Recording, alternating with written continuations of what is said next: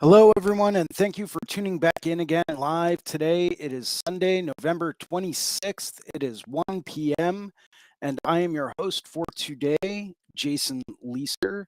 And if this is working for you, please drop us a comment, hit the like button, tag a friend who loves tattoos, and welcome to Guy Aitchison's Reinventing the Tattoo Community, where tattooers, apprentices, collectors, and the curious are encouraged to join in these live streams, real world events, to share and inspire and ultimately create better art and tattoos together. We beam out nearly every day, and with your help, have evolved into a quality network of amazing live and on demand tattoo and art shows that have all been receiving rave reviews. You can find Reinventing the Tattoo in both of the app stores, the Apple App Store and the Google Play Store, as well as our Reinventing the Tattoo YouTube channel, our Reinventing the Tattoo Roku channel, which has 12 to 15 different episodes going at any given time, 24 hours a day, 7 days a week, as well as all of the major podcast directories such as Apple and Spotify. Or you can do what most people do and just do a search for Reinventing the Tattoo in your browser, and it'll all show up, except for the book, which is still out of print. And I'm still trying to get my hands on a copy. So if you come across a copy, please let me know. But no matter where you were watching live or on demand, you can always get the latest and greatest, most up-to-date information, all available at reinventingthetattoo.com. You can try it out for free. We've got a number of different options for you to try it out. You can pick a sample webinar from the Reinventing the Tattoo canon, or you can get some free advice from Guy Aitchison about your unique goals, or you can take a comprehensive tattoo history course from Jay Brown. For fellow tattoo history nerds out there, such as myself, highly recommend the tattoo history course. It's fascinating, absolutely worth it. At reinventingthetattoo.com, you can also find a full event schedule with full weekly and special event live stream details, as well as access to the Reinventing 24/7 channel, which is a lot like our Roku channel. It's got 13 different episodes playing 24 hours a day, 7 days a week, as well as access to professional development courses and on-demand seminars from over 20 world-class tattoo artists. Once again, if this is working for you, please let me know in the comments and in the chats, and please tag a friend who loves tattoos. We have a number of weekly staple shows we're always encouraging people to tune into. Starting off on Sundays at 1 p.m. with me, Jason Leeser, and the Skill Building Sunday Drawing Group. And that's followed on Mondays with 4 separate shows, starting off at 9 a.m. Eastern Time, Drawing for Tattooers with James Wisdom, where we go through and we discuss basic drawing techniques and strategies to go through and help us get back to our roots of being an artist. We also discuss color theory and composition. We have some debates about fine art. I never quite really know what kind of topic of discussion is going to come up, but it all leads back to the same premise of becoming better artists and getting back to our roots of being a fine artist. That's 9 a.m. Drawing for Tattooers with James Wisdom.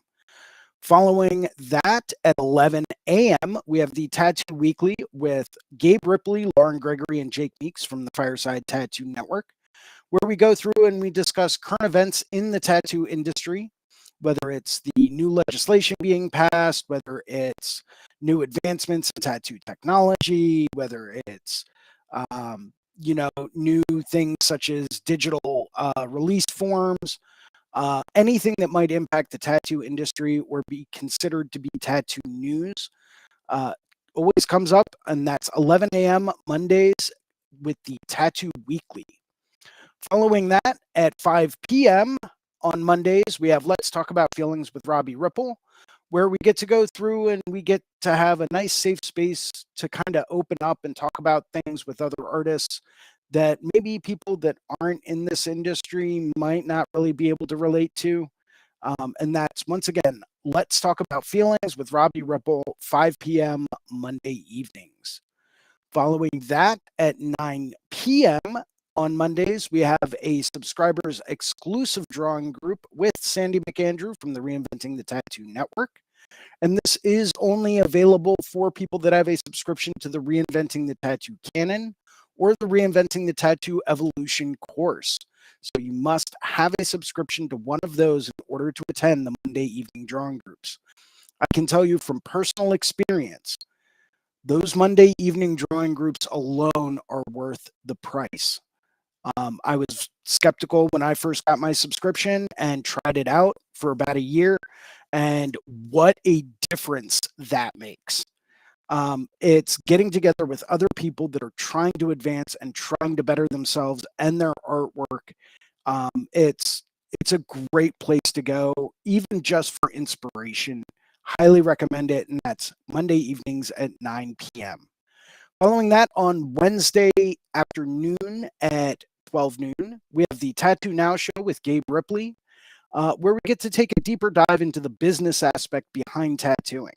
Maybe it's marketing or advertising or international travel visas, or maybe it's, just trying to work on workflow or efficiency when communicating. All of that and more is available to be discussed, and that's Wednesdays at noon, the Tattoo Now show with Gabe Ripley. Following that and capping off the week, Thursday evenings at 6 p.m., we have the Tattoo Collecting 101 podcast with Fawn Baker, where we get to go through and take a look at the chronicles and the stories of different people and, what led to their collection of tattoos and what were some of their adventures along the way. Once again, that's Thursdays at 6 p.m., the Tattoo Collecting 101 podcast. We also have a special event coming up, Reinventing the Tattoo and the Skill Building Sunday Drawing Group will be live from the International Puerto Rico Tattoo Convention. That is December 1st, 2nd, and 3rd in beautiful San Juan, Puerto Rico. If you do not have your tickets, get them now. Flights to Puerto Rico typically tend to be pretty cheap. And I mean, who wouldn't want to get a really, really incredible tattoo while they're down there? Plus, it's in December. December gets kind of cold. Why not travel to somewhere tropical? It's going to be amazing. I will be joined by James Wisdom, Seth Mushrush, Fast Alley from Lost and Found Tattoo in New Jersey, Jimmy DeLessio, Bill Canales from Full Circle Tattoo in San Diego, the world-renowned Fibs, and the entire Tex family will be in attendance. And that's just to name a couple of people that will be there for the International Puerto Rico Tattoo Convention. I'm actually even wearing their shirt today. Gotta love it.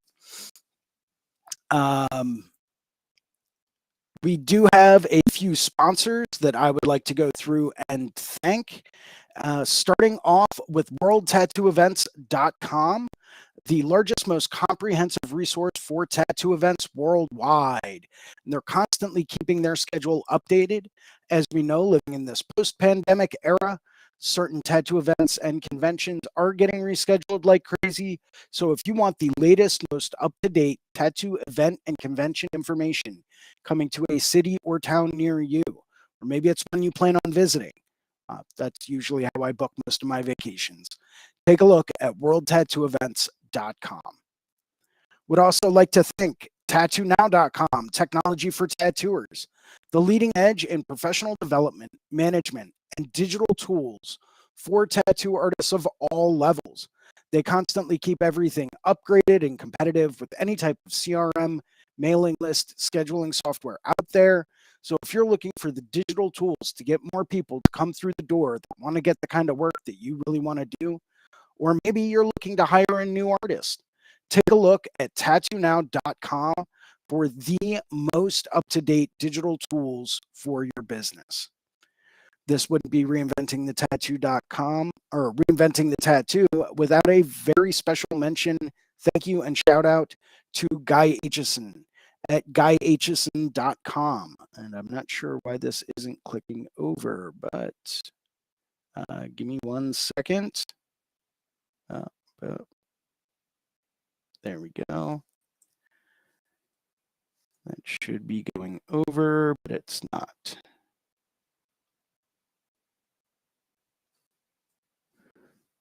Interesting.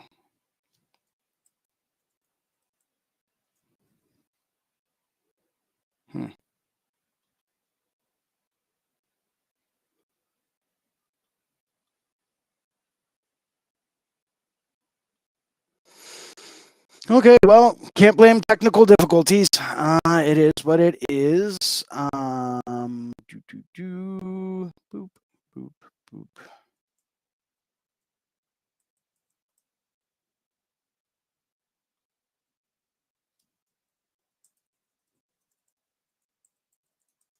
Ah, okay, well, let's see. We can't get this going. Nope. Okay, then. Next, we have GuyHutchison.com. He is the founder and inspiration behind Reinventing the Tattoo. Make sure you go to GuyHutchison.com where you can pick up a copy of his biomech encyclopedias, some of his DVDs. Believe he's got some original tattoo machines for sale. So please take a look. He might be running low.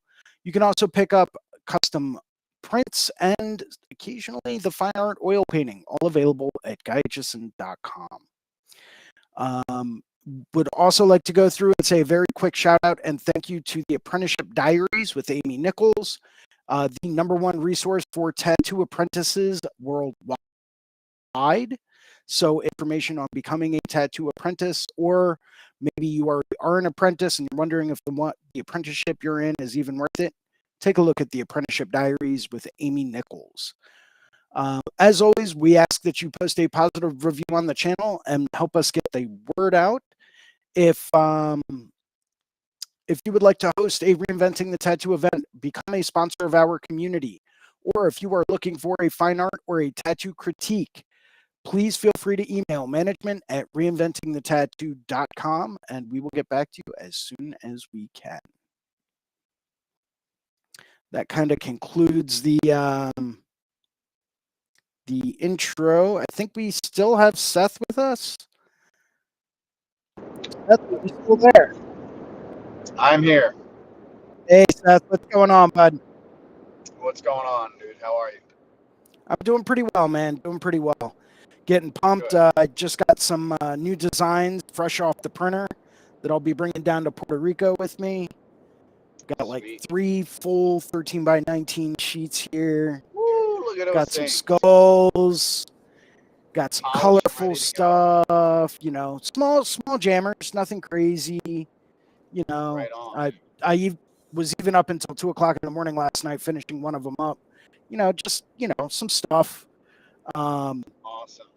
and I'm trying to get a couple more together, one or two more over the next few days, just to see, just to make sure I've got like a nice like smattering of like different things. Yep.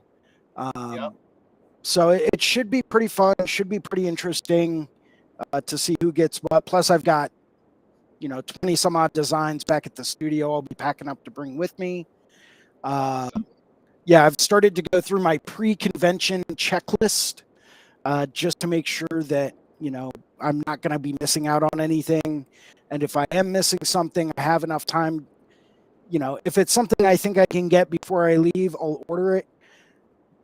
But if it's not, then it's something that I like to be able to go through and try to have a little bit of time to kind of say, okay, this isn't working. What can I do? Right. Say I'm running low on Yes. business cards. Right. Well, okay, if I don't have enough business cards to take with me, okay, I've got just enough time to go through and print out like an 11 by 14 piece of card stock that has like a QR code with my Instagram on it or my email or wherever I want it to link out to. Maybe I can Yeah. print one of those up and prop that up on the table. So it gives me a little bit of extra flex time just to go through and kind of see where I'm at with things, and start to get things together so that way I'm not rushing around Tuesday before my flight leaves Wednesday morning, to go through and get Yeah. everything together. Um, but That's good, man. it's usually a couple You're of days the before QR I code's a great leave. idea. It is. So a couple years ago, I started doing that and putting that up at big shows like the Philly show or anything like that. And, anywhere where I knew that there was going to be a lot of heavy traffic and I could put up a sign. And never really caught on. Um, it's kind of like having a digital business card. If you're around, people might, snag a picture, they might give you a quick follow, but I didn't really notice too much traffic from it. I still like to give people something tangible to show them, like, hey, this is a representation of who I am. Here is my Right. business card. I've put a lot of time into designing this, to getting this to look the way that I want it to look. And it's really fancy and shiny. So here, take one of these.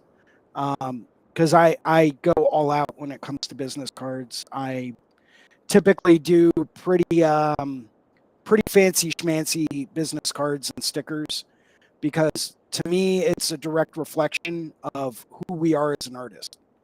So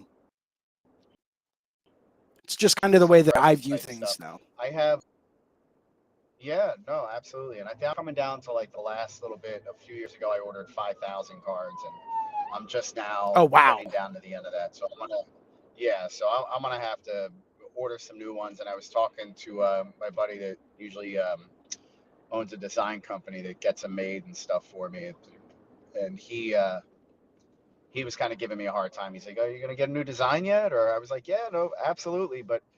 Just I think I ordered a little too much the first time around, and now I'd rather run through the rest of those before I order a bunch of new ones. You know what I mean? Because then they'll just be obsolete. They'll just be hanging around forever. So Yeah.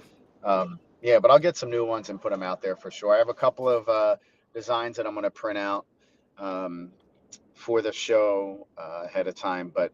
Other than that, just we'll see what comes in. I got that one big appointment on Saturday, and then we'll see what else is there. What people are Right on. interested Right. in. Yeah. But yeah, definitely looking forward to getting out and doing one outside of the country. I mean, outside the continental U.S. It'll be interesting for sure. Oh, absolutely. Um, Absolutely. have you noticed any drop off in like walk-ins over the last month or so? Oh yeah. Yeah, Well, it's that yeah. time of the year. People Well, are, it they're goes up done and down paying though, right? off.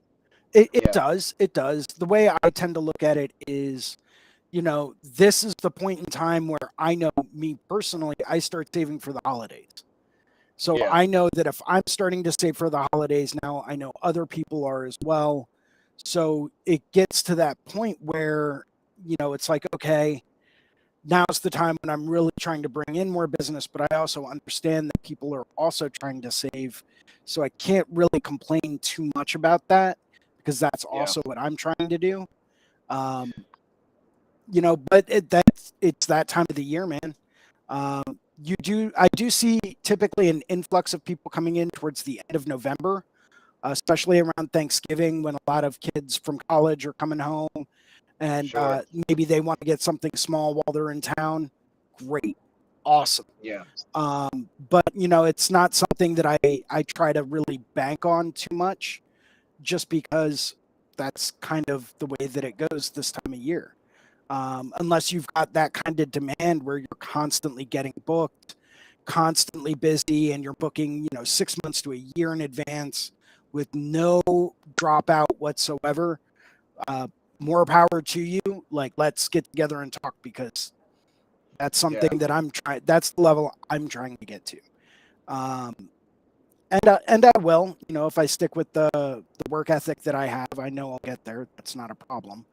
But it's like I've always noticed a little bit of drop off. That's why I refer to the time between like November and like February as what I like to refer to as painting season. I don't call it, slow season or anything like that. It's time for me to go back through, revisit a lot of things that I'm currently doing, maybe draw some new stuff, paint some new designs, and really get ready for the springtime coming up. It's also typically when I tend to travel the most. Between October and like March is usually yeah, my 6 months worth of traveling. Um, and that's just because I know that there's a little bit of a slump in that period of time. So it helps me supplement my income by traveling, doing shows. It's also where I really try to ramp up my printmaking business. So if anyone out there is looking to get fine art prints made, hit me up, let me know, and we'll get you squared away. Yeah. It's that's when I really try to focus on a lot of my other supplemental income as opposed to my primary source of income. So Yeah, I'm fortunate where I have enough, in the way of clients and stuff like that that like larger projects that I'll stay busy through the holidays, but it's the little, the walk-in kind of the clutches of walk-ins that come into the shop, I think that creates the buzz because I feel like, you know, when you have a good place and you run a good business, it's a lot about it taking on its own kind of personality. And when you have that kind of buzz of people coming in, whether or not they're all getting tattooed, they're making an appearance there, it gives life to the shop. And I feel like everybody in turn just gets busier because of it.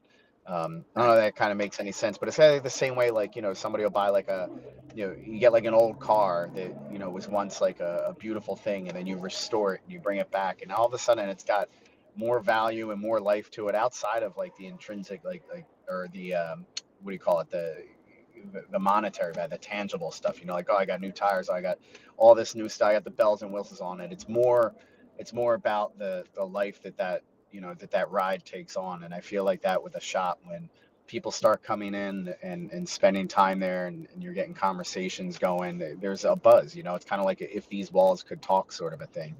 right. And there's so many shops out there that have that. We had a guy recently come to the shop who was from Brazil, and he is a tattooer and owns a shop down there, and was visiting family and media, and just happened to, he said every time he travels somewhere, like most tattooers, you check out a few local shops. um, and he came into the shop and immediately hit it off with everybody. We all got along really well. And kind of light here. We all got along pretty well, and he asked, if he would be able to work on some, friends and family there while he was in town. Of course, we said, the more the merrier, and just from that experience of him being there, I feel like it added another layer of kind of personality to the shop itself. And I'm coming out of this tunnel here. We'll shut this light off. It added another layer of personality, and we got to get to know this guy really well. And it was fun, and those type of things. I don't know if I'm sure they happen. People travel and you reach out to somebody and try and set up guest spots ahead of time. But the old school way of doing it was not that. And you certainly couldn't No, cold call somebody that you didn't know. You would just have to show up. You'd show up, you'd walk in, you'd see if you get along with the people. And if it worked out, it worked out. And there's so many like solid relationships were formed back in the mid 90s and early 2000s by doing things like that. And I'm certain long before that, but that's my era. And I miss kind of that type of vibe. And what Ron was saying when he came into our shop, he's looking around and he goes, this is like a real tattoo shop. He said this feels like that old school feeling. It's not sterile, like it doesn't have a sterile personality to it. There's drawings hanging up everywhere, and there's eye candy all over the place. Kind of like organized chaos. Everything has its place, and a place for right. everything. But he was really feeling the vibe, and I love that. I love being able to do that. That's one thing in this business that should never be overlooked, is the ability to just travel and walk into a shop and introduce yourself and see how it goes. And you never know. Now we have a hookup in Brazil. We can go down there. I look forward to being able to do that. And that's something that you've done a lot of, is traveling. And I know you're not shy. So you walk into places and, squeaky wheel type of a situation. The more noise you make, the more people are more likely to notice you. If you drift through a town without stopping into one shop, or going to a city without making any effort at all, you never know what you're missing out on. Right. Very true. Very, very true. And I think you touched on an important point there. Walk-ins are the lifeblood of tattooing. That is where we came from. That is where it will continue to be, an incredible thing in this industry. And that's how you create that buzz. You know, you get one person that walks in to get a tattoo, they have a great experience, they get a great tattoo out of it. You know, it makes sense to go through and, you know, kind of market it to that. And nowadays, you're starting to see a bit of a trend where people are moving over to more of a boutique kind of tattoo scenario, which is fine, but Yeah. it's being able to accommodate those walk-in clients and being able to accommodate those people that's really going to set you up with more clientele down the road. I was having this discussion with someone I know that also works in the tattoo industry, and they run an all uh, basically an all walk-in studio. Their artists Yeah. do take appointments, but you know they're getting hit with 5 or 6 walk-ins a day. Small stuff mostly, but still, it's walk-ins. That's money. You know, and they've only been open for a couple of years, and they've created such a buzz around them for being a great, clean, awesome walk-in studio that, you know, you have to be able to cater to that clientele as well. You know, having people Yeah. that are willing to set something up months in advance is great, but I'll take walk-ins all day. Like, I have no Yeah. problems with that. Yeah, Um, that's the fun part of what we do, is the wall not knowing what's walking in the door that day, what you're gonna, end up having the opportunity to do, or who you're gonna have the opportunity to meet and network with. Uh, but the idea that if you're all, it's kind of like if you build it, they will come type of a thing, field of dreams. Like if you're open, if your shop's open, and you always have somebody available, whether or not the person walks in and they got 6 people ahead of them, or we take walk-ins first come first serve, and if we're jammed up that day, we'll try and get you in the next day. You try to be as accommodating as possible, and the more often you do that, the steadier your business will be for a longer period of time. So it's great that they're able to offer that walk-in scenario. Like you said, taking appointments is wonderful. Especially if you have a big project and you want to lay it out ahead of time. I like to know what I'm working on ahead of time for sure, especially if it's something big.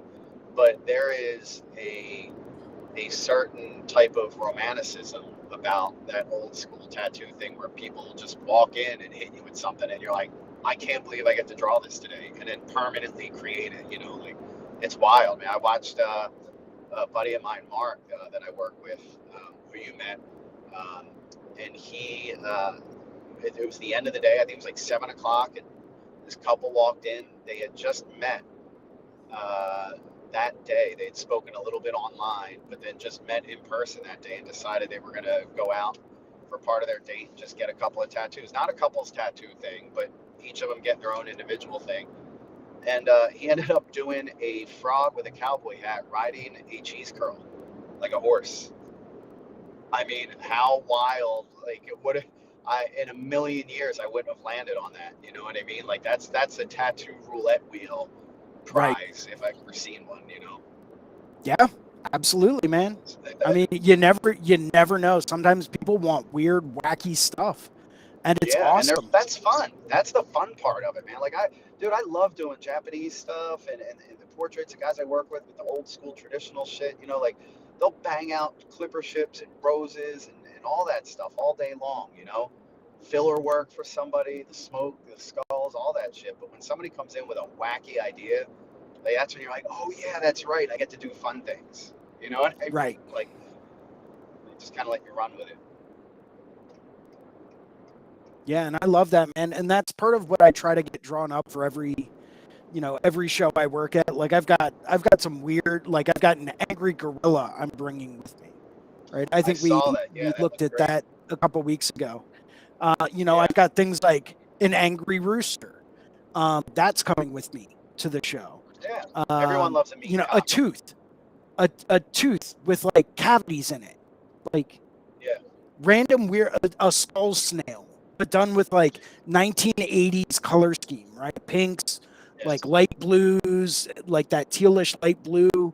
It's got sure. like a real 1980s kind of feel to it. Silly little frogs and stuff like that, man.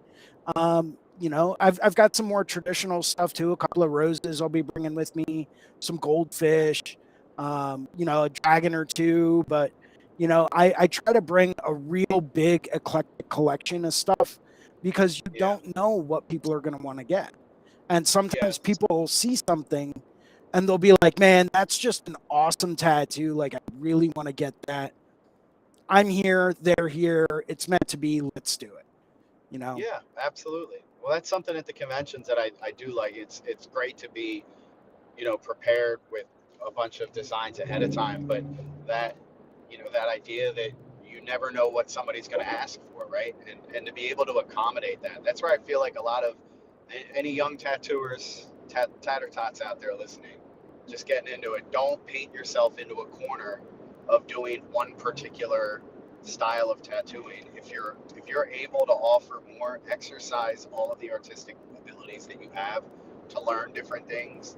Because if you have the ability to say yes to most things that walk in the door, you're going to be busy all the time. If you're only known as the black and gray guy, that's awesome. That's fantastic, and I'm sure you'll crush it.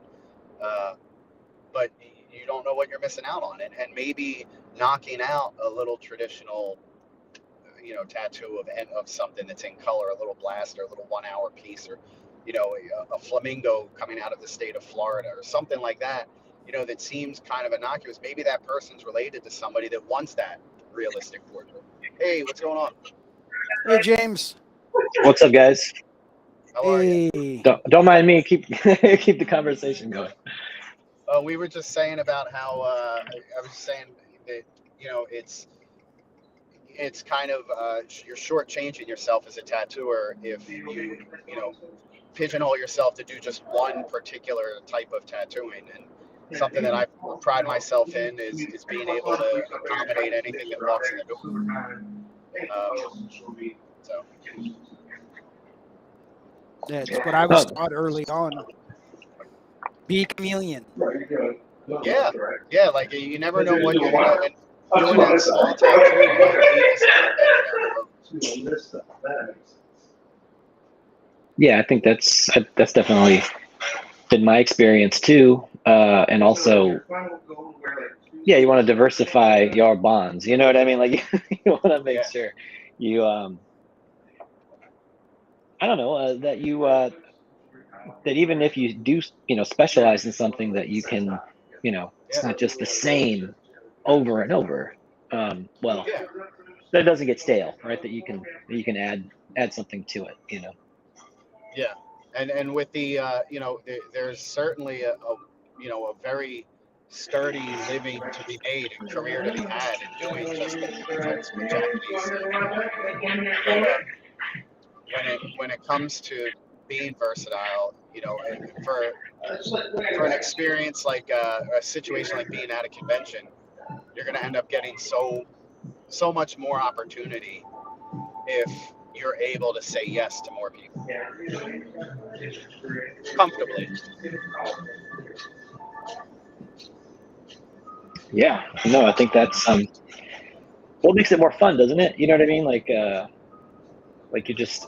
you're able to explore more. You're able to, I guess it's almost like play, right? You're able to, not be so precious, not so serious. You're able to, do something that's out of your comfort zone all the time. Yeah. So. Absolutely. So where are you from, James? I live in Indianapolis. Awesome. Yeah. How about you, Seth? Where are you out of? I'm with Cardboard box. Jason. I'm based right outside of Philadelphia. Cardboard box on the side of the road, right underneath 95. The van down by the river. Got it. Yeah. I'm like homeboy that tattoos out of the back of a Tesla and charges $10,000 a sleeve. Well, nice. It's that eco-friendly tattooing, right? Isn't that what you call eco-friendly? Hold on, man. I'll be right back. Nice. Yep. Sure. Yeah, we're actually going to be joined this year by Devin Cooley. He's going to be working next to us as well. Can't wait for that. Does some of the cleanest tattooing I think I've ever seen in my life. I'm very excited for this year. We've got a massive dinner going on for anyone that might be watching that is going to be at the Puerto Rico Tattoo Convention. Send me a message. Send me a direct message on Instagram. My Instagram's right up here. And get in on this. We've got a pre-party dinner going on Thursday night. Location's already been set. Time's already been set. I think right now we've got about 17 people that are going to be there, with potentially more on the way. We're pretty much going to be going through and doing a whole restaurant takeover.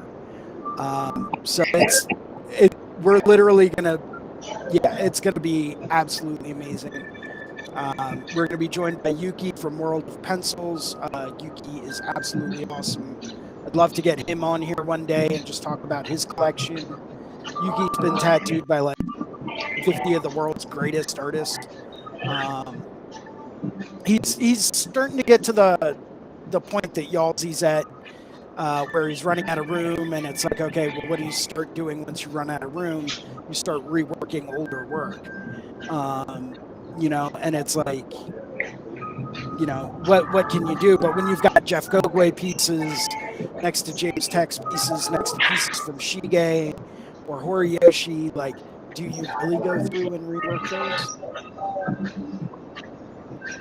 Do you really want to do that?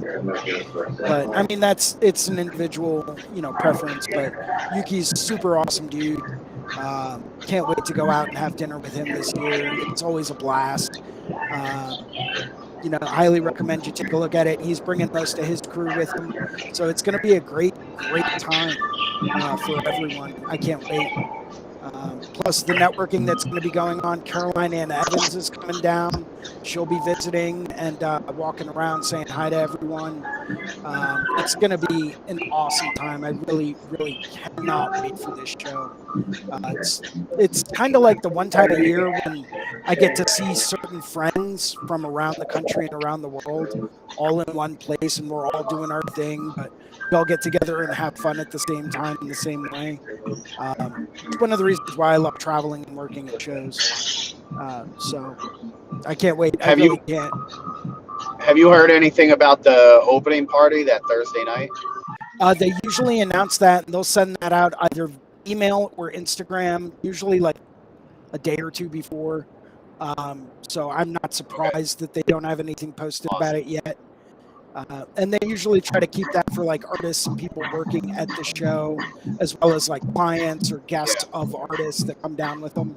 But in the past few years, they've rented out a beach club, an entire beach club, just for the opening party, where we get to go through and network. We can have some food, we can have some cocktails, and socialize with a lot of these artists outside of the convention environment, which is fantastic. So I'm very, very excited for it. It's going to be a great time of the show. Yeah, man, I'm looking forward to it. And Seth, you had mentioned something before about wanting to get a collaborative tattoo with me and James while you're down there. Something about Friday. I don't know what you're talking correctly.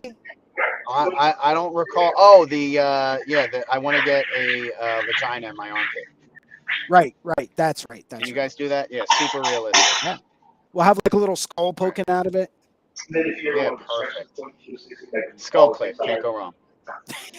So are you guys like the type of space that they have down there? What is that like?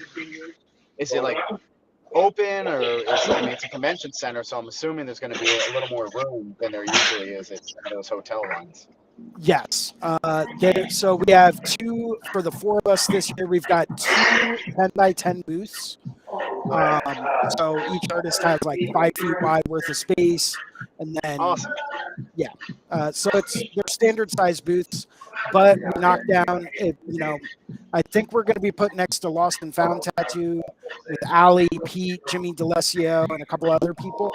I could be wrong, but I'm pretty sure that's where we're going to be. And so all we do is knock down the barrier bars in between us, open everything up, and we'll have a bit more room if we need it. But it should be more than enough space for everyone to work efficiently. I'm bringing my massage table down with me. I think they usually have somewhere down there you can rent them for whatever it is per day. But I like mine because it's nice, it's small, it's compact, works really well. Yeah. I've never had an issue. I know Devin usually brings his as well. Um, but yeah, I'll probably have to rent one down there, but we'll and figure that's it out. fine. One of the convention hacks that I came across in my travels, sometimes depending on where you're going to be working, sometimes it's actually cheaper to buy a massage table on Amazon and have that get delivered to your hotel than it is to actually check a massage table on your flight back and forth. Yeah. So, little tattoo convention hack for you. And then at the end of it, you kind of leave that there. Someone will pick it up and take it home, or Yeah. I someone will mean, you make use of probably it get one. somewhere. Yeah, you can get one for $100 or less, I'm sure. That's good So advice. sometimes that's a good way to do it. I'm actually looking at buying a cheap rolling stool for while I'm down there, just to save my back. Because Yeah. I've tattooed in those folding chairs before, and it's not fun. It's not a fun experience because you're constantly feeling like you're sliding back, because of the way that they're built. So you're Yeah. constantly trying to lean forward more.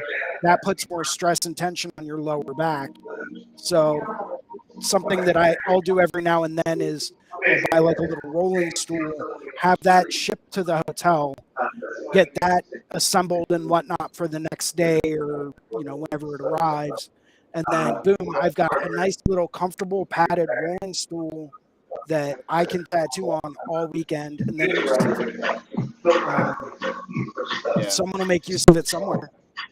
I'm sure. Well, that's so. What do you guys do anything to take care of yourselves, like ergonomically, like as far as a physical, like stamina, like being able to not have a bad back, to not be so round shouldered? Like, what do you guys do to help combat some of that for those long days?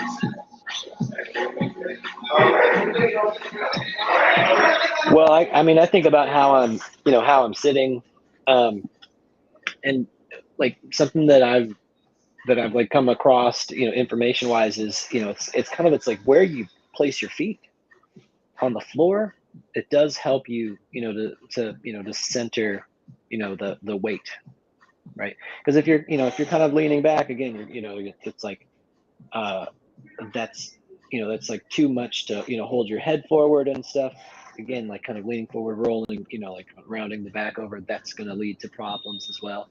Yeah. But yeah, like it seems like, like it's almost like kind of like where you're able to kind of place your feet helps you to, to sort of bend at the hips, right? So that way you're able to, keep yourself as upright as possible and not be so hunched over, that sort of a thing. It does take, I think, some being like conscious of it. You know what I mean?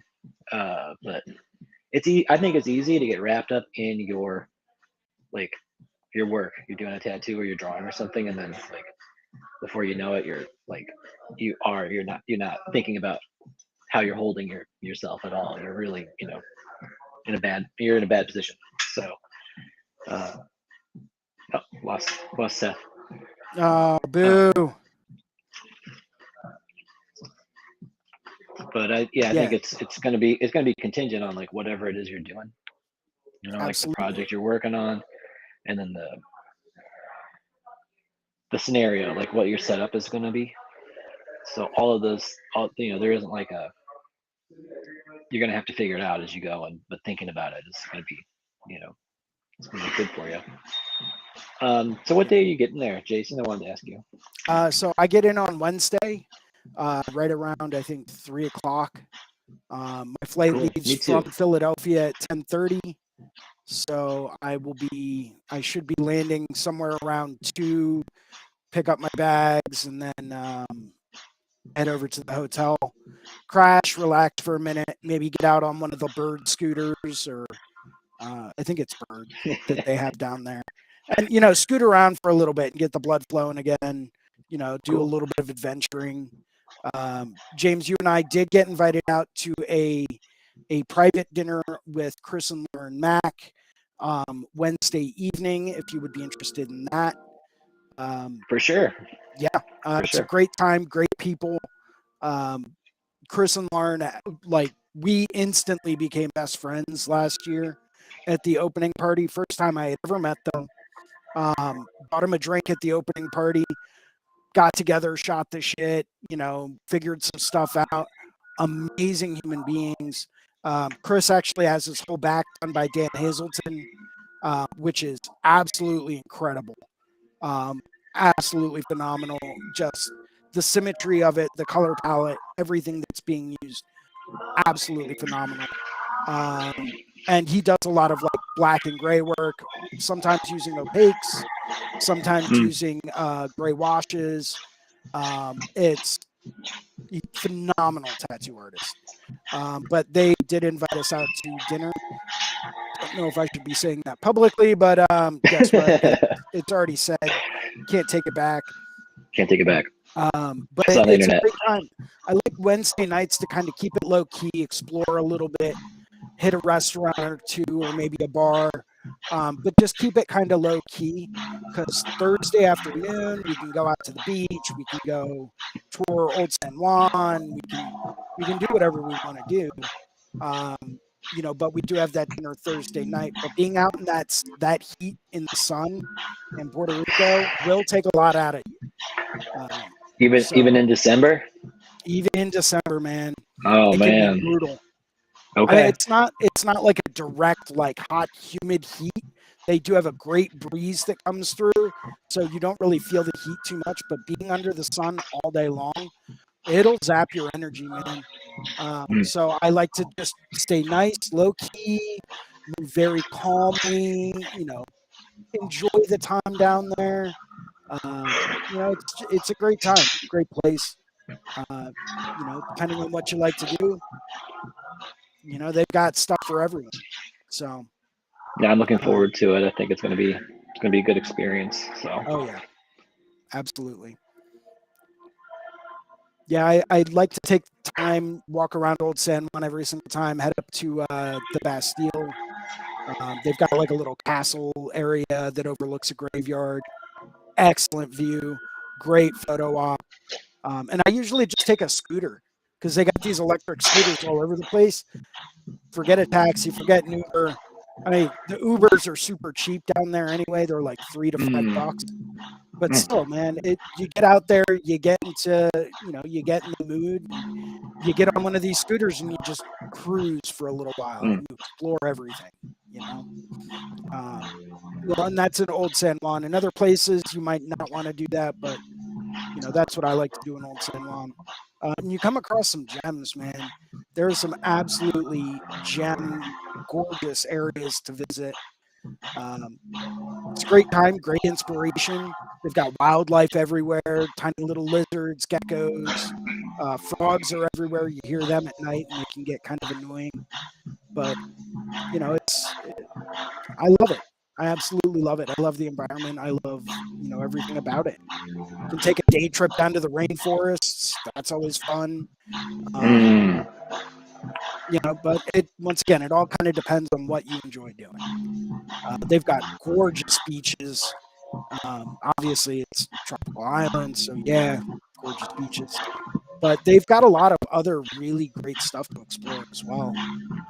In fact, I recently got wind of an art show going on at Senzala in Old San Juan, in the heart of Old San Juan. Senzala is a very old school, kind of classic tattoo studio. They do a lot of great traditional work. And they're known for a lot of great custom traditional stuff. Phenomenal place, great people that work there, and they should be hosting an art show. I believe that starts that Wednesday or Thursday, if I'm correct. I'll have to double check on the dates. But that's always a good time. Finding art museums around there is great. Just hanging out, walking around, honestly, is a great time. Nice. Well, yeah, no, it sounds like you've gotten like a lot of you've experienced it before, and Yeah. like what to expect, and you also have some connections and stuff. So yeah, no, I'm really looking forward to it, and Yeah. I'm just I'm wondering about what it is that I'm gonna forget when I like, what am You I gonna always forget something, man. You what always am I do. gonna what am I gonna leave behind inadvertently, and so that'll be a fun sort of thing to uh play that game. Like what Well, I mean, what is I have a what essential thing that I I have a big absolutely tendency should to have brought. overpack for tattoo conventions. So trust me, Okay, if there's anything that you might need, there's a pretty good chance I have extras. appreciate it. I would recommend though, make sure that you bring your own gloves because I got tiny little hands. So I wear small gloves. Got it. So if your hands are any bigger than mine and you don't want them to be incredibly compressed, that's all I would really worry about. I bring extra machines. I bring like power packs. Like, yeah, I overdo it a lot, a lot. Awesome. No, that's awesome. Yeah, I mean, I'm bringing a lot more inks than what I usually recommend. So if you need anything, I probably have it. Like anything pigment wise, maybe it cuts down on weight. I've got a big Pelican case I bring with me, and I know exactly how much I can pack in there so that it stays under the 50-pound allotment. Um, so I always try to pack that to its max, and then whatever I can't fit in that, I always throw in my backpack and just take with me there. Are But you it, checking yeah, 2 a bags. bag? You're checking a bag. Okay. All right. Well, 2 of them because I have the massage table I'm bringing with me. And then because I figure by the time I remembered, oh yeah, wait, I can go on Amazon and order one and have it delivered. It was too late. Mm-hmm. Um, Yeah. because Yeah, for anything sure. I order, I think starting yesterday, which is when I really started to think like, oh shit, wait, I have to leave on Wednesday. I need to start thinking about this. Right. Like I usually try to order a rolling stool. That won't get there until the Monday after. So that's out of the question. So I'm going to have to find a way to make that work. But, massage table, same thing. Even if I ordered it today, it wouldn't get there until the Monday after. So it's like, okay, well, I'll bite the bullet this year, but next year I'm going to remember to do that so that I can save a few bucks. So, but yeah, I have to check 2 bags, my massage table, and my travel case, and everything else I bring with me literally goes into my carry-on suitcase and my backpack. If I can't fit it in any of that, it doesn't come with me. So everything from banners to, you know, cotton paper towels that I like to bring. I find a way to compress everything, which, by the way, I recommend. You don't have to get like the ND wipeouts or anything like that. You don't have to get a name brand, but they have these like bamboo face towels that are lint free. Sometimes they're made of cotton, sometimes bamboo. Phenomenal for tattooing. They're super soft, super absorbent. They're not going to clog your liners. And I always try to bring like 50 to 100 of them with me. But they're so good that you can cut them in half and you're fine. So Okay. I always bring those with me just because I prefer to tattoo with those. Um, ink trays as opposed to caps. I always like those because it keeps everything organized, nice, easy to do. And then that way I'm not like trying to figure out, do I have enough small caps? Do I have enough big caps? Do I have enough medium caps? It's just, here's my tray. It's got my rinse cups included. It's got, 10 ink wells or, whatever it is I'm doing, plus a spot to rinse everything out. Great. I always take it's almost like 11 by 14 baking sheet with like a little bit of a ridge with me. So I'll lay down. My usual setup when I work at a show is I usually lay down either a cut trash bag and I'll just like tape that down over top of the table. And then I'll put my baking sheet down there on top of it, cover that with plastic. So if anything does spill, it doesn't go all over the table. I don't have to worry about it. It's all self-contained right in that little area. And I can still put stuff outside of it, but that way it kind of controls my ink and prevents any kind of potential cross contamination, especially if you're working right next to someone. The last thing you want to do is have like a rinse cup spill, and now you've got your rinse water literally working its way over into another area of setup. So it's just something I found I like to do that works pretty well. Um, little stuff like that can make or break things. I always recommend bringing some kind of a lamp or a headlamp with you because Right. convention centers notoriously have terrible lighting. And it's not like you can really rent those, although that would be $1 million idea. Have like an equipment rental place where even if you have a traveling tattoo artist, right? Say they forget something like a machine, not that you should ever forget those. Those should always go, by the way, in your carry-on bag. Don't ever pack those. You're asking for problems if you do. I've heard of people who've gotten machines stolen. People will go like TSA might open up your stuff and inspect things and start twisting knobs and stuff, and now you're like, what the hell happened? So I always tell everyone, bring your machines with you in your carry-on. Those are your tools. That's how you make money. Just about everything else can be replaced. If you're using, what machines are you using now, James? I'll use rotaries. The Okay. machines that I use are from Mast. I also have a Okay, cool. Cheyenne, but I'm not gonna. I don't think I'm gonna bring the Cheyenne this time. Okay. The other ones are, Are they RCA? No, those are battery. Oh, My okay. Cheyenne does take I have a battery for it, but it doesn't. It's like it's not very well balanced. So yeah, my like hooking up a power supply to that. So I'm just kind of save on space.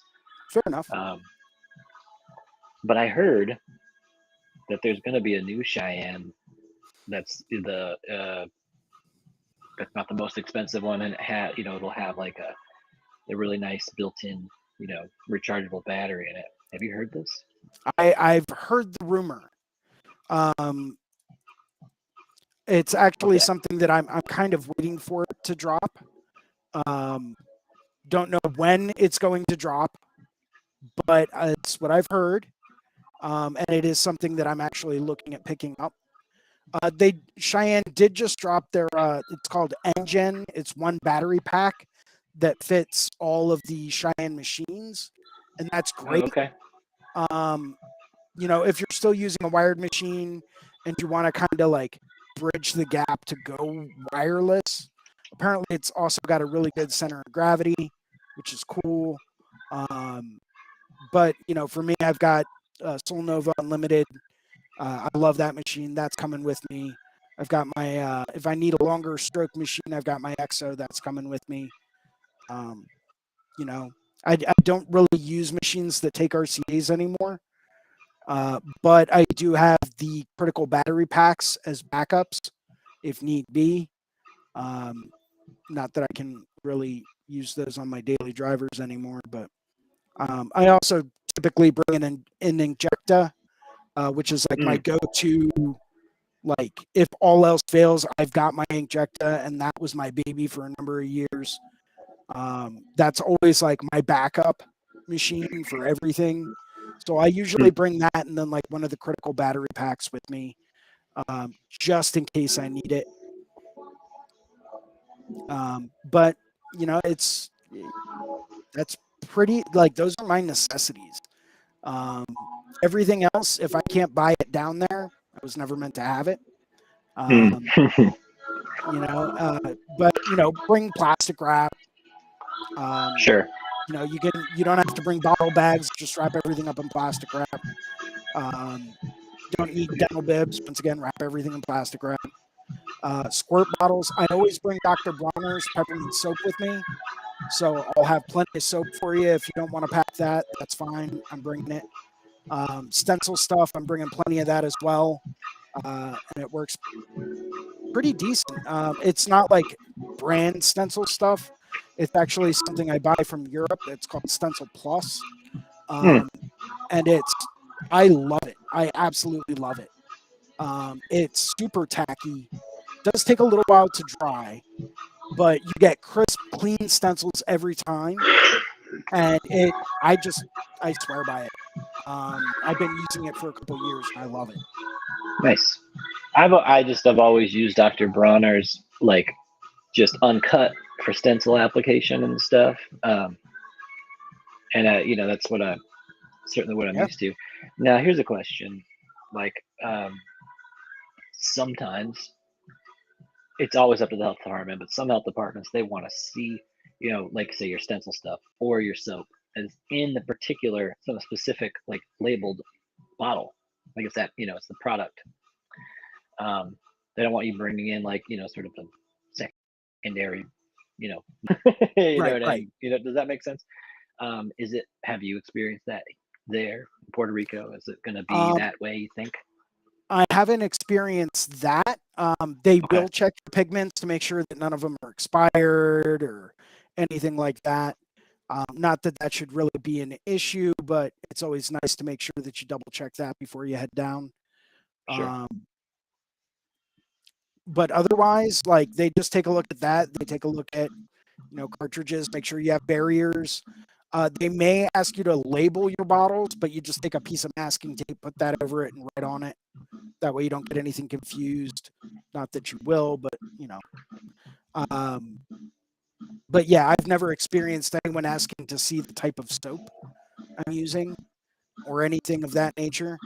I also have a big sticker on my soap bottle that says soap, so it's pretty hard to miss. Um, I also have like a label on my water bottle that says just water. Kind of looks like the Smart label, so it's pretty recognizable. And then I've got Bactine I'll be bringing down with me, and I've got a label on the foam soap applicator of that because I put it in a little foamer and it works fantastic. Highly recommend you try that if you haven't already. It's great. It saves you on Bactine and it works really, really well. So you put the Bactine in a foamer? Like a little pump foamer bottle and it works great. Huh. Yeah. Interesting.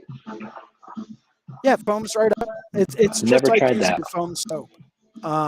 Like any of the like Hustle Helper or anything like that works exactly the same. The only difference is that it's not like a name brand of anything. It's literally just Bactine you put in a little foamer. And I always pack all that stuff separate. So I'll bring Bactine down with me, make sure that that's in a sealed bottle so that nothing happens to that. That's really tricky to wrap too. I But imagine. that way I've got that in a bottle if I need that. And then I just take that and dump that into the foamer when I'm down there. Um, I mean, you could even like, because you're not going to need a whole bottle of Bactine while you're down there. Even something like this, it's like a little spray bottle. Bring something like this with you. Yeah, Make sure it's that's got a good, exactly. I was going to say that's exactly what I was asking about. Like, can you yeah. bring an unlabeled bottle, fill it with some product, Oh and yeah. then it's like, can you use it? Um, I In mean, I fact, can see it. I can see it from both sides. You can see right. it from both sort of like perspectives, like how that would be. Uh, I'm gonna be ethical, but what about that guy? Right. Well, and You know what I that's mean? So that comes down to kind of a weird question and situation that you brought up. I do know certain artists, and these are pretty prominent big name guys. Whenever they travel to shows, they'll actually, and you can buy these on Amazon. They're like little half-ounce soy sauce bottles, right? And they'll take, because you don't need a whole ounce of color, right? If you're working at a show for 3 days, the chances you're going to go through an entire 1 ounce bottle of something pretty slim. I can't say I've ever done it in all of the years I've done shows. I can't say that's ever happened. So what some people will do is they'll actually bring soy sauce bottles filled with different colors of pigments and whatnot, and they'll use that at the convention. Now, when it comes down to ethics, yes, you should have a labeled bottle with the expiration date and all that stuff with you. One of the ways, talking to one of these guys one year, they were like, "Oh, I just tell them it's paint, and I'll throw like a couple of paintbrushes in a bag with those, and those are just paints. Like if I have downtime, I'm going to work on a painting, and usually they leave you alone. And maybe they'll have like a bottle of black and a couple of gray wash bottles with them, but that's one of the ways that you can cut down on bringing unnecessary supplies with you. Now, it's not exactly completely ethical, but it saves on weight, saves on time. You can get a wider color palette if you are the kind of person that needs 18 different types of red or like 6 different blacks, or any number of like 32 different neutral tones. You can do that. You can get away with it in that kind of a manner. Of course, now that I said that and it's live on the internet, health departments will probably pick up on that. They probably will start cracking down on that. But it is one easy way to go through and kind of get around that if you're not afraid to go through and kind of work around that ethical kind of barrier. At the end of the day, you know what you're using and you know if it's safe. Health departments just want to make sure. Like that's their job, is to make sure. But it is a way to kind of get around that. And it cuts down on weight. If you're traveling and you want to take a full color palette with you of like 18 different colors, well, if you buy 18 brand new 1 ounce bottles, that's 18 ounces. That's over a pound that you're adding to your luggage. And if weight's a big thing, if you're traveling and that stuff's going in your checked bag, that's an extra pound worth of weight that you now have to check. Well, that could be a half pound worth of business cards that you don't bring with you. So it's, it gets into a gray area there, but it is something to consider. I only bring like maybe 200 or 300 business cards with me. I don't bring, I buy mine 1,000 at a time. 500 come in a box. Well, I'll take maybe half a box of business cards with me, and I'll only put out a certain amount every day. Same thing with stickers. I might buy my stickers in bulk of like 500 at a time. I'm only maybe bringing a third of that, and then I'm only putting out a few of them per day. And then I'll save a few to the last day. I always like to go around and do sticker trades with people. And it's like, cool, I'll give you one of mine, you give me one of yours. Mine are shiny metallic gold. And people are like, oh man, that's awesome. But it's little stuff like that. But say you've got 18 full 1 ounce bottles, well, now you can't bring your stickers because that's going to be too much weight. Totally.